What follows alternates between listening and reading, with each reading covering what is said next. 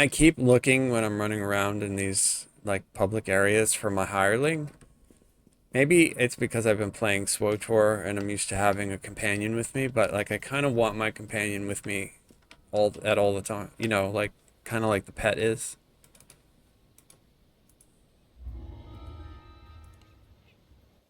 They just added pets to Diablo 4, and the great thing about it is that they will pick up treasure for you.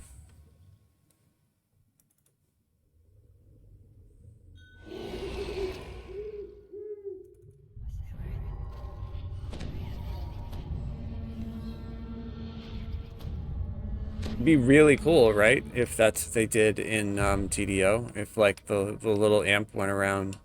They don't ever do like a, yeah, right? Wouldn't that be nice? I mean, they don't ever actually drop like, so if you've played Diablo 4, it hits your like dopamine sensors constantly because the more enemies you kill, the more treasure they just spew out all over the place. So you're constantly getting this like reward of all this loot dropping all over the place. So having the dog, the first pet that you get is like a little wolf pup, pick up treasure for you is really cool. In this game, things don't really drop. I mean, collectibles drop, but it's not like they spew treasure out. It would be pretty cool if they did have a chance of dropping like random named magic pieces. That would be super cool. You can see what I just did. Like, so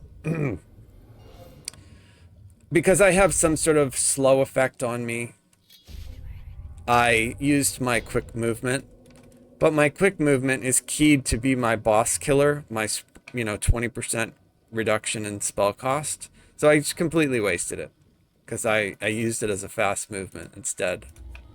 So that's what I was saying earlier about like the design is just not like right now I want to use it again. Like, okay, there it is. I just used my fast movement again. Well, I just activated Spring Touch of Summer, which is basically my boss killer. Like, it gives me a 20% reduction in spell cost, and I would use that to burn a boss, right? Because then I could just nuke a boss and not worry about running out of mana. But so why is that tied to a movement ability that I'm going to use out in the wild just to navigate a maze or to get past mobs like I just did, or to get out of a telegraphed, thing on the floor if I'm, doing something like we will be in a situation later on where we actually have to pay attention to what's on the floor. And I just got that iron pot on my head. That's what the blindness effect is. It's still on me. You can see it.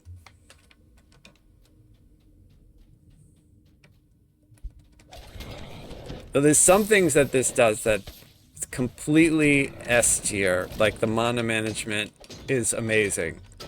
But a lot of the spells are really wonky and a lot of the effects are super annoying.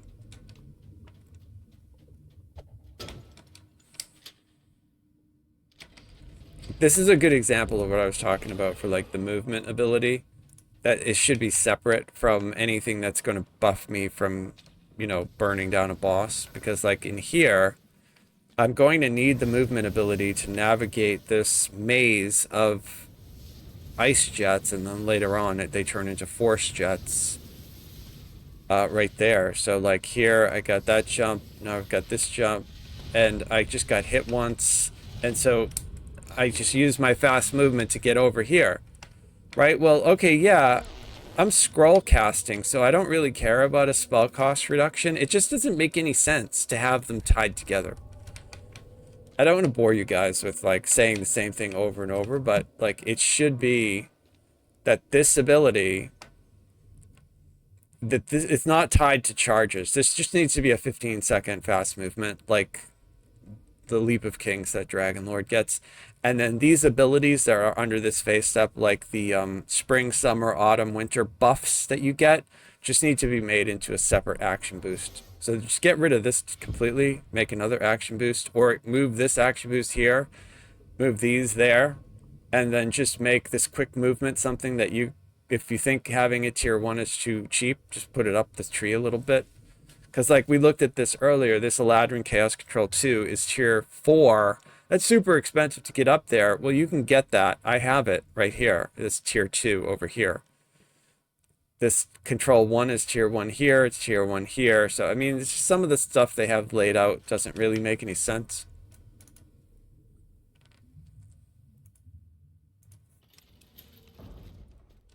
But this here just gives us an extra chest. It's sort of a waste of time to do this, but if you've never seen it...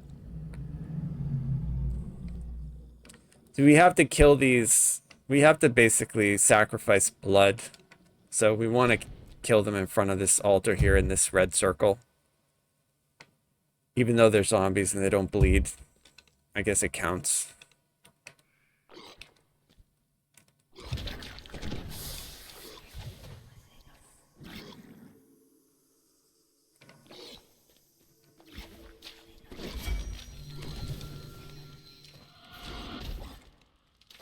It's not quite enough, though, so you have to do it a couple of times.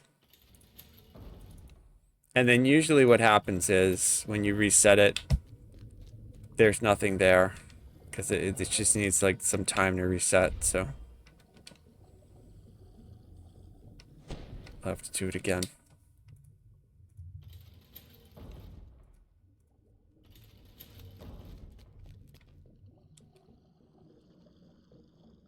That did it.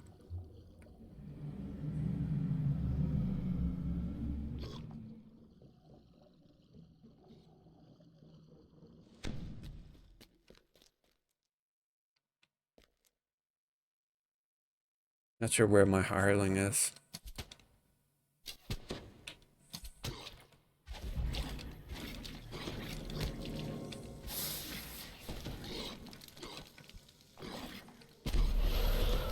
Hey, we got the unicorn.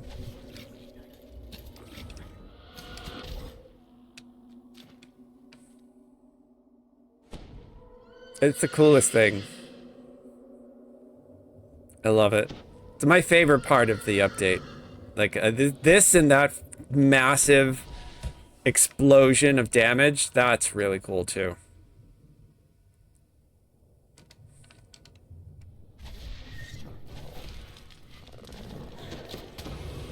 We actually have to turn my hireling onto passive because I don't want her aggroing this entire room.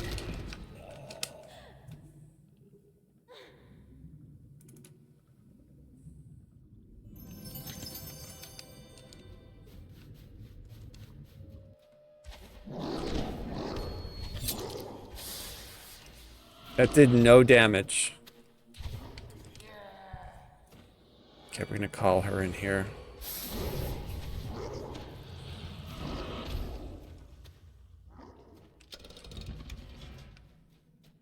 Alright, round the corner, there's an arcane storm, there's a color spray, there's a... I did my thing. I'm gonna turn her on now so she can start attacking people. And we'll just do all the surges that we have.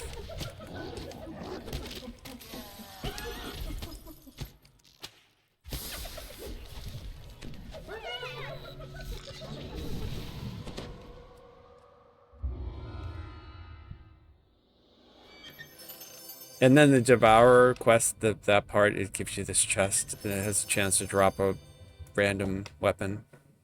Not random, it's a fixed weapon. It's a comma. I've never used it, but... Wolf and Defender. Yeah, oh, they can already pick up stuff. Yeah, that's true. They can interact with the environment. You can have them do levers for you and stuff. I think every class should have, you know, access to something like that. I think they should add a tree, like a universal tree, that has a pet that we can all utilize. Whatever it is, just pick one. Like if you want it to be like a dinosaur or a tiger or something. So we'll just review a couple things, and then we'll plan on like picking it up. We're headed to level 20, where I will start testing out all of the other SLAs. We also might test Falconry as our alt tree instead of this to see if the damage is better when we color spray, which it likely will be. We could also do like another Sork tree as our off tree, but I really don't think that's necessary. I thought also maybe Horizon Walker would have some stuff in it, like low level, that would be interesting for us. We have Dimension Door already in haste, so really it's sort of not that useful for us. But and then Vistani is always good for defenses. Usually I like to use Vistani as an alt tree, but I think for our purpose, for what we're doing, Falconry would probably be the only other one that would be like super, super useful for us. As far as that, Fade Arc obviously is really useful, but we could just take a bunch of points and just dump it all into here. I won't do that likely though, because it's what I'm going to do also is turn off all of these chaos controls, and I'm going to let all the very bad stuff hit just so we can try to catalog all the different nonsense that can happen to you when things go bad, because a lot of stuff already goes bad and I have all the bad stuff turned off. So I just like can't even imagine how ridiculous some of the bad stuff is. According to the wiki, like some of the bad stuff will CC you.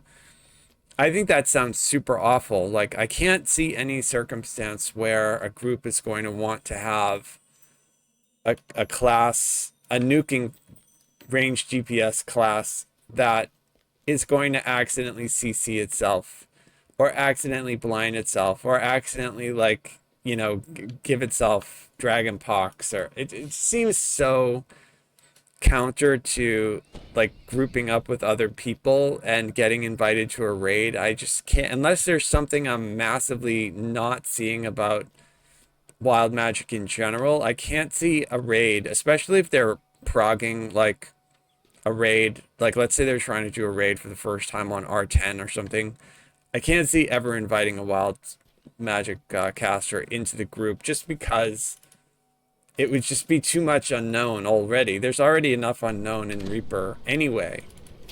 It would be an insane level, unless you wanted to do it as like a joke or like a challenge, you know, naked Tempest Spine run with everybody on, you know, Chaos Sorcerers with all the ultra bad stuff just to see who gets effed the worst. Like that might be entertaining to do as sort of a meme, but I can't see anybody legitimately playing that way. So if you want a meme, yeah, okay, great. That's cool, but yeah, so likely what I'm going to do is just basically I'll finish doing the rest of level 17 maybe in a Slayer Zone off stream.